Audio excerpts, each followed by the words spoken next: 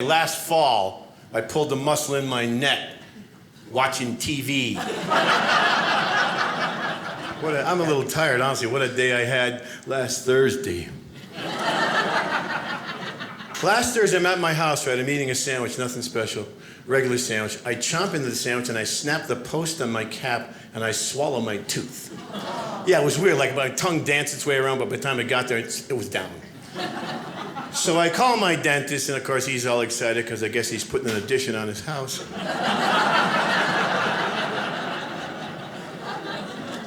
And no lie, he says to me, "Don't worry about it, Ken. You'll pass that tooth." I'm thinking, well, I think I'd really rather get a new one.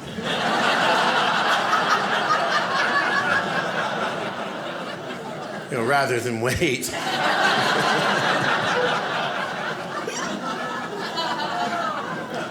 I feel fantastic. I hope you do too, man. Here's my big, I had a birthday in June, so I joined a health club, and I've already been twice, so.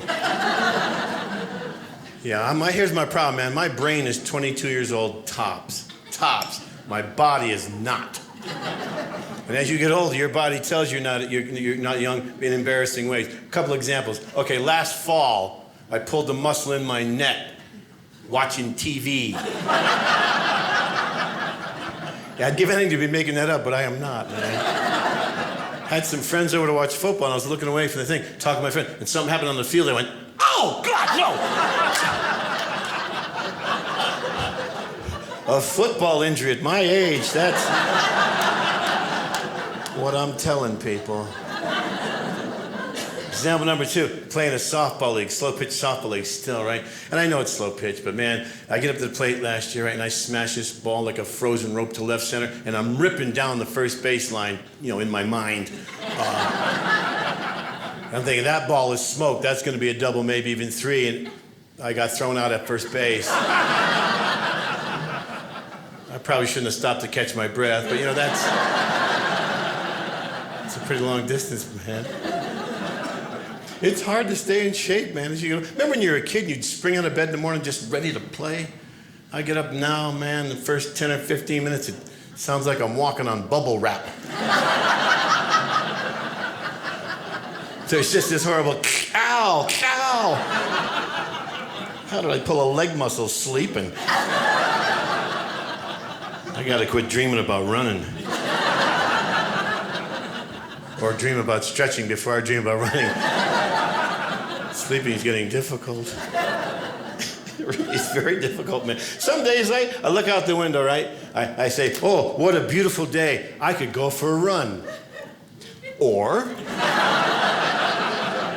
I could put on TV and watch other people run professionally while I eat Ben & Jerry's. And quite frankly, I love Ben & Jerry's and I hate running, so it's really a no-brainer for me. I've had the same running shoes for probably 7 years now. But I have worn out spoons.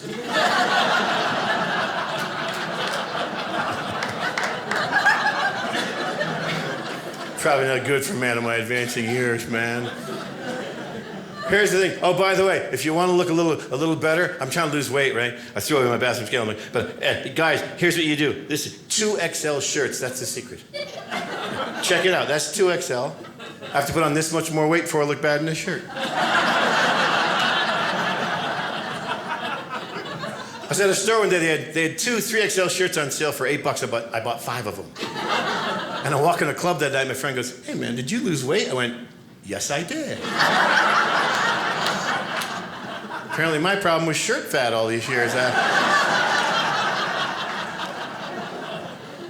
I'm done weighing myself, man. If my pants fit, I'm at the right weight for me. I have different levels of pants in my closet now. I have a big stack of, I have to quit eating pizza and ice cream at 2 a.m. and going right to sleep pants. Most of those have drawstrings.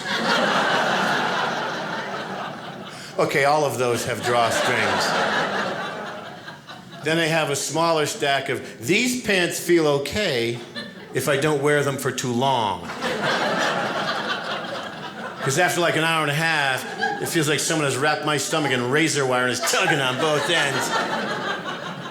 When I take them off, Levi's is imprinted backwards on my stomach fat. And I have a stripe down my thigh like a marching band pants.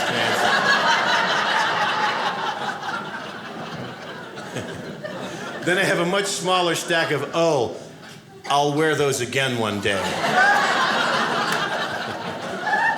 Some of you have that delusion, man? I found a pair of pants in my closet the other day that still had that plastic sticker on the leg. Yeah, that said 32-inch waist. But I kept them.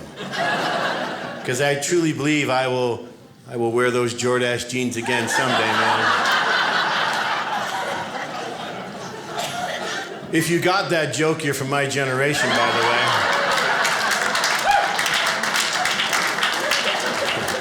Anybody south of 40 is going, what's a Jordache?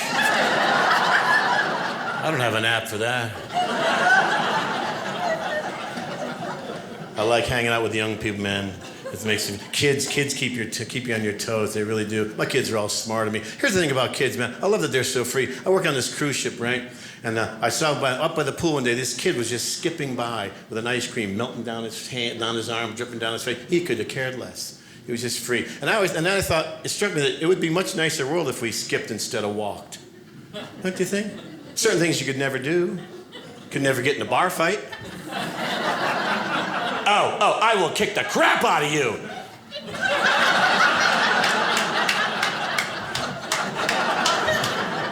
Or hopping, who wants a piece of this?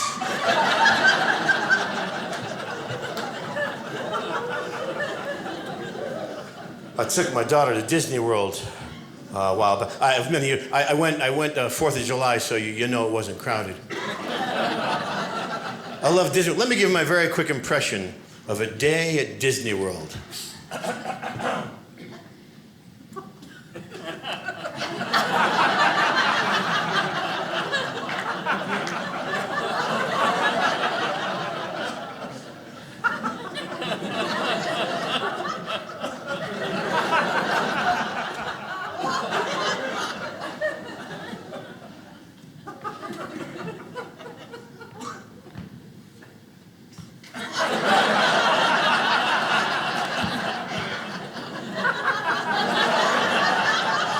Here's $100. Go buy 4 waters.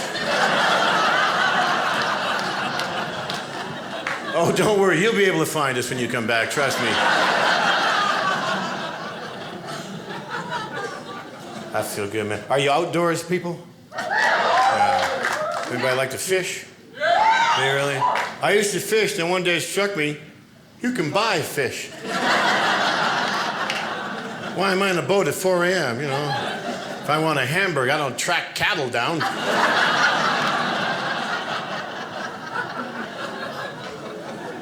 Big skiing out here, right? Yeah, good for you. Here's the thing. I think that's something you have to start when you're young, no? I went last year, I did a charity event in Vail, Colorado. I've never been skiing before, right? So I'm with my friends, and I don't drink, and they're drinking. So we get there and get all the equipment. They go, let's do the Black Diamond Run. I don't know. I think maybe there's prizes. I don't know. I get up there, it's like looking over the edge of the Grand Canyon with snow on the walls, man. And I go, you guys are idiots, why'd you bring me up here? We're not idiots, we're drunk. Who's this really on, man? It's embarrassing, I'm out there, man, you know, and these little kids are whipping by. Shh. And I'm like this. If I could catch you, I'd push you down. And I come around a corner, right, because this is how I ski. Come around the corner, and you realize the only thing keeping me from flying off the edge of that mountain is about a 6-foot-high chain link fence. I'm thinking, that's just going to shred me as I fly through it. There'll be balls off a ski hat and mittens stuck up in there. Looks like a lint catcher in a giant dryer. Then they have these things called mogul fields. Moguls, as far as I can tell, moguls are just big humps in the snow where dead skiers are buried.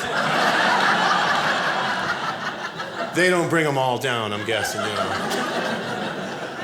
And they have those round things on the pole right by the tip. The only thing I can figure those are for is so if you fall on the tip, it'll only go in so deep. It's all safety. Here's one of the dumbest things I ever did. I was in the island.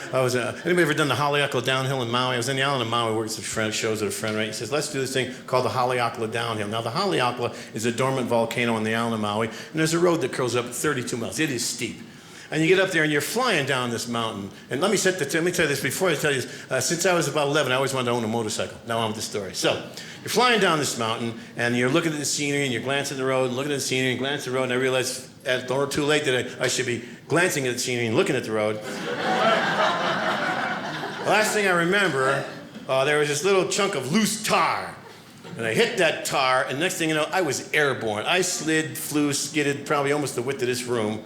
I get done, the bike frame is cracked, my helmet's shattered, I got road rash down the entire left side of my body, right? My friend Larry comes ripping back up the mountain, he goes, wow. He goes, that was like a bad accident. I said, I know, I was in it. You should be a detective. So in some way to console me, he goes, well, you know what, man? Maybe that's God's way of telling you not to get a motorcycle. And I'm thinking, he could have sent a card. I went skydiving one time. Anybody try this skydiving thing? No, you're all. Did you? A lot, sir? Many times? No, just a couple. Just a couple. What did it cost you to go your first time? It was a present. A present? Yeah. I paid money to leave from a perfectly good airplane, you know. No cabin fire, no engine trouble, I'm laying out cash. Oh, is that enough? Here's an extra 50 when I land. Why don't you shoot at me?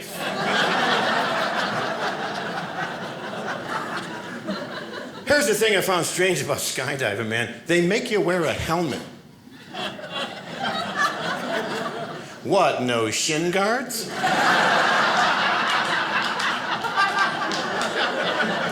What if I bang my knee?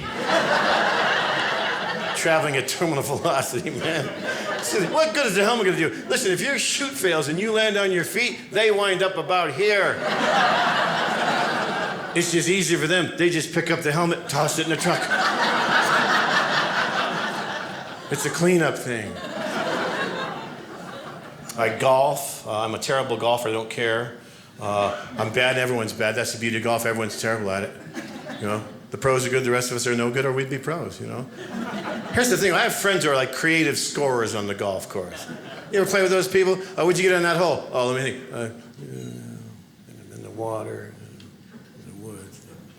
Across the green. Yeah, put me down for 5.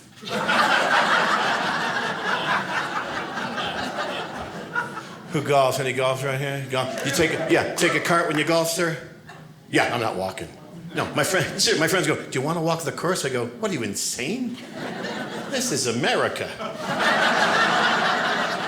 Man, we drive wherever we go. That's our birthright. Somewhere in the history of golf, I'm willing to bet it was an American who said, you know, I think I've come up with a way to take virtually all the exercise out of this game.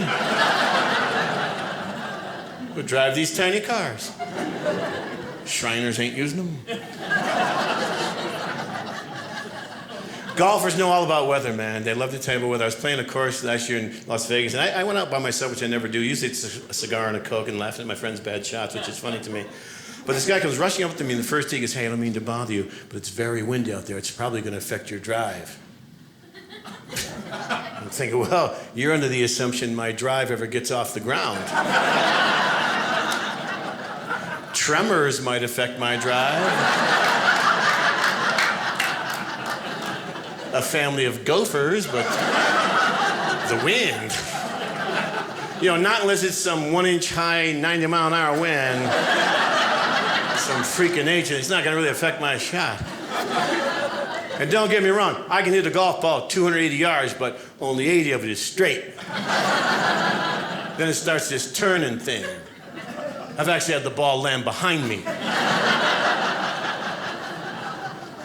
I not only play the length of the course, I play the width. Well, I remember this fairway from 2 holes ago.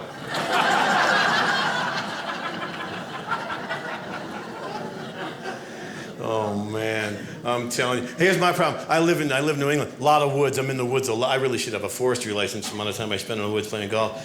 And my biggest problem in golf, really, right about now, is sap buildup. Yeah, after about 9 holes, my ball's about this big around. It's all sap. When it hits, it sticks. Trust me, man. I've hit the flagpole and stuck it right there, and then I had to putt down. That's at least 7 putts from there for me. Use all the rules when you golf, my friend. Good man. You're an honest man. Thank you. Me. Listen, I use them if they help me. That's a good rule. There's a penalty involved. I think I have the old rule book. This one's not in there. I have my own rules. You're all welcome to them. I believe more than 4 shots in any sand trap, and the rake is yours to take home. You did that much yard work, you deserve a prize, in my opinion. I also believed if you hit your ball in the woods and you lose it, but while you're looking for it, you find 4 balls, you take 3 strokes off your score.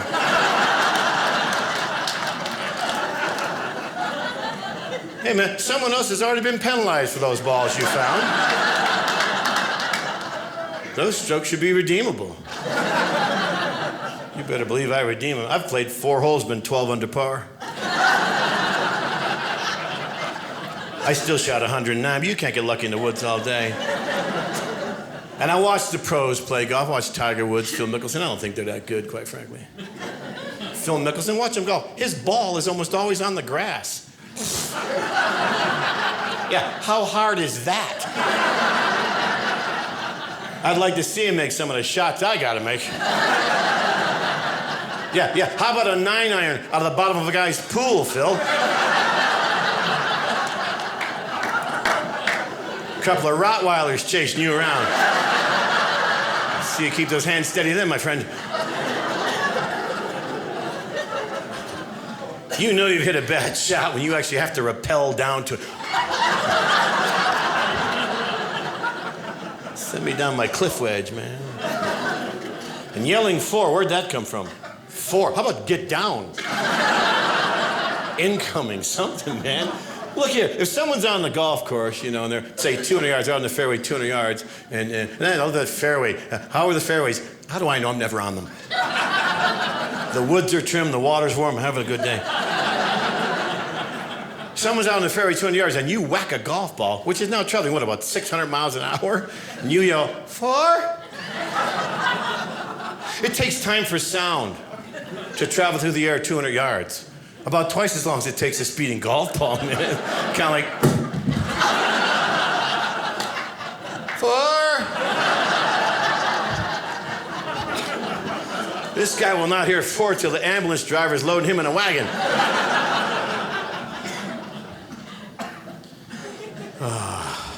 My daughter, I've talked to her today, man.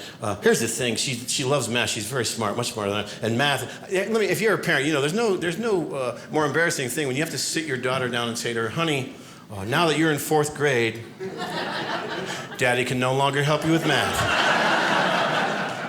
You got arrows and squiggly lines. You go on the Google, that's what that's for. I think English is probably always my most worst subject.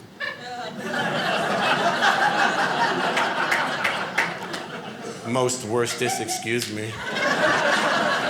What am I, a sorceress?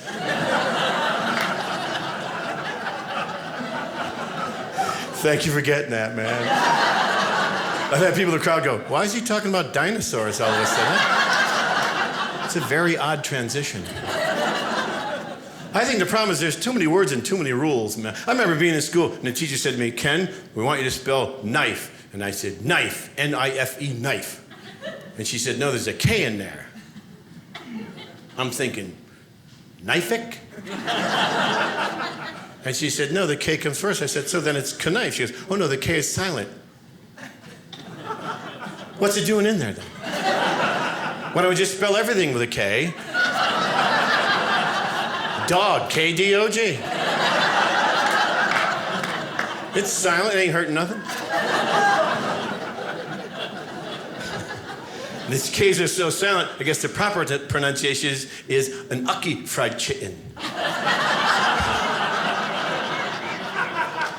Keeping with the silent K.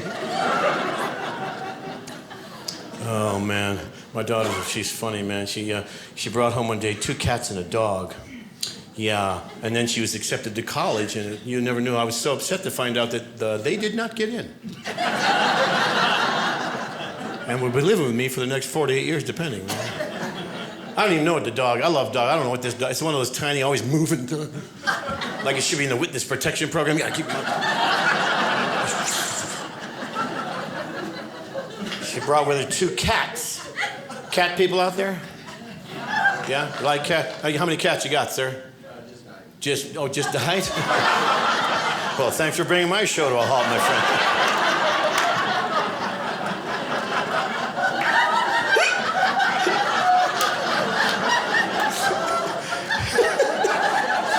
There's nowhere for me to go with that, man. My condolences to you. I have 2, I don't know the cats' names. I call one friendly and one unfriendly cat for obvious reasons, man. I don't know why unfriendly cat hate. I don't know why. I'm always nice to animals, man. I could be walking down the hallway at 4 in the morning. From down the other end, I'll hear. Seriously? I'm the guy who pays for your food. And by the way, I'm allergic to cats. Yeah. But you know, your kids, you sacrifice. And sometimes my daughter's not around, and they're creatures, they need affection. So I'll pet friendly cat until my eyes start to bleed, then I have to shoo them away.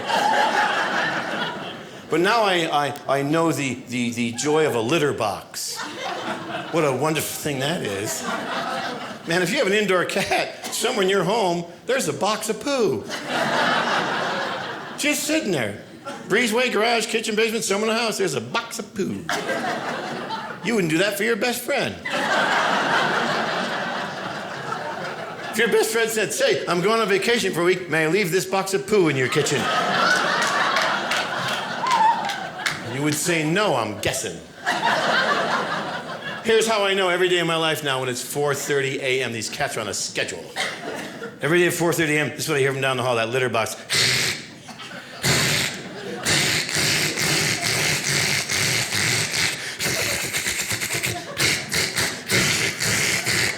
And I'm thinking, how big is the poo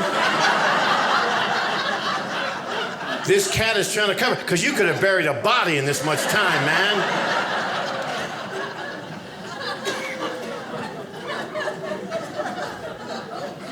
Winter's upon us. Are we winter people? You guys like winter a lot? Yeah. Here's the thing, man. I don't know. I don't know anything about cars, right? My dad is a mechanic, and every winter since I was, I don't know, my father's not with us anymore, but like your cat. But even when I was 50, I'd go over his house. He'd go, "How's the car running, Ken?" "Running good, Dad." "How's it doing on oil?" "The light hasn't come on yet." "I figure there's more in there." "Get your car ready for winter." I put some hot chocolate in the radiator and, taped up the window. "Got any tools?" "Yeah, I got a box of metric hammers." "Can't be fixed with a hammer, it's broken." Getting your car ready for winter. They should be ready when you buy them. My father would always say this, "Hey, it's going to be real cold out tomorrow morning, sport. Better get up early to warm that carpet." I'd be thinking, yeah, I don't see that happening, man. I'm not getting out of bed an hour early to warm the car up when I'm cold. We'll warm together as we ride. This is a team thing.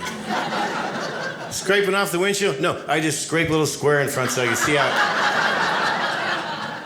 I figure everybody else has cleared their windows off. They'll see me. I am the other guy. When I travel, I enjoy renting cars. It's fun.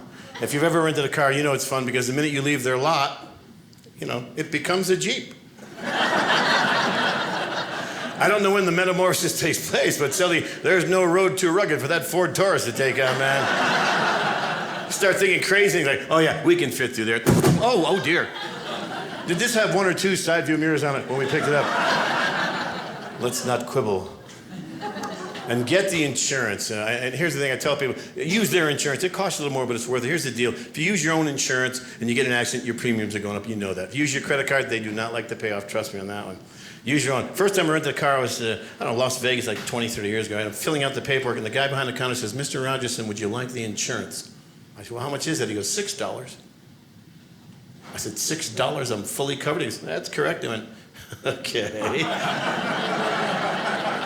Pretty much you're begging me to trash this baby, aren't you? I mean, for $6 you wreck the car, you go, oh no! Well, there's $6 down the drain. And the beauty part is you wreck their car, you call them up, they will bring you another car. Is this a great country or what? Yeah, hello? Yes, I have $6 more. I was wondering, could you send out a fresh car, please? No, the first one did not hold up. It's on the highway. It's all over the highway. What highway? What am I, a map? Follow the smoke.